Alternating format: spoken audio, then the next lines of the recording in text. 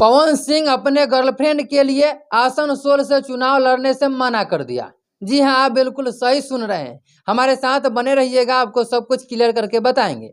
मैं आपको बता दूं कि पवन सिंह आसनसोल से चुनाव लड़ने वाले थे बीजेपी के तरफ से, यानी कि भाजपा के तरफ से उनको टिकट दिया गया था। बंगाल के आसनसोल से उनका टिकट पक्का भी हो गया था। और जैसे अनाउंसमेंट हुई थी उस समय पवन सिंह जिम में थे और जिम क्लास में वो न्यूज देख रहे थे। उसी समय जब पवन सिंह का नाम न्यूज में बोला गया तो पवन सिंह उछल पड़े और थोड़ा सा भावुक भी हो गए और काफ़ी खुशी नजर आ रहे थे, काफ़ी खुश नजर आ रहे थे।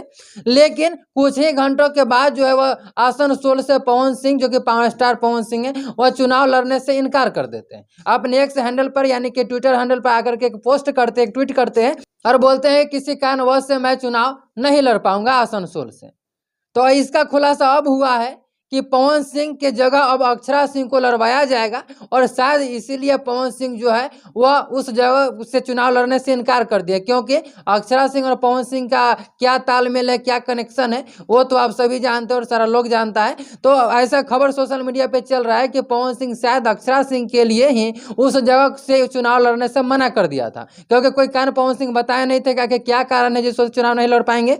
लेकिन अब अंदाजा लगाया जा रहा है कि यही है। लेकिन मेरा मानना है कि शायद अक्षरा सिंह को बीजेपी वहां से नहीं लड़वाएगा, ऐसा मेरा पर्सनल मानना है। क्योंकि जो वहां पे है जिनका टक्कर में अक्षरा सिंह लड़ेगी, वहां पे बाघ और न्योला का टक्कर हो जाएगा। अब मैं ऐसा क्यों बोल रहा हूँ, तो देखिए मैं ये नहीं कर रहा हूँ कि अक्षरा सिंह स्टार नहीं है, अक्षरा सिंह भी बहुत बड़े स्टार है, लेकिन उनके सामने वो थोड़ा सा डाउन है, ठीक है। क्योंकि वहां पे अगर पवन सिंह लड़ते तो बाघ और शेर का टक्कर होता। भले हार जीत को भी किसी भी पार्टी की होती वो अलग की बात है, लेकिन बाघ और शेर की टक्कर होती और उसके बाद देखने में मजा आता, वहां का खबर जानने में मजा आता। लेकिन अगर अक्षरा सिंह को बीजेपी देती है तो बाघ और न्योले के बराबर हो जाएगा, क्योंकि अक्षरा सिंह उनके सामने जो है उतना टिक नहीं पाएगा, ऐसा मुझे लगता है।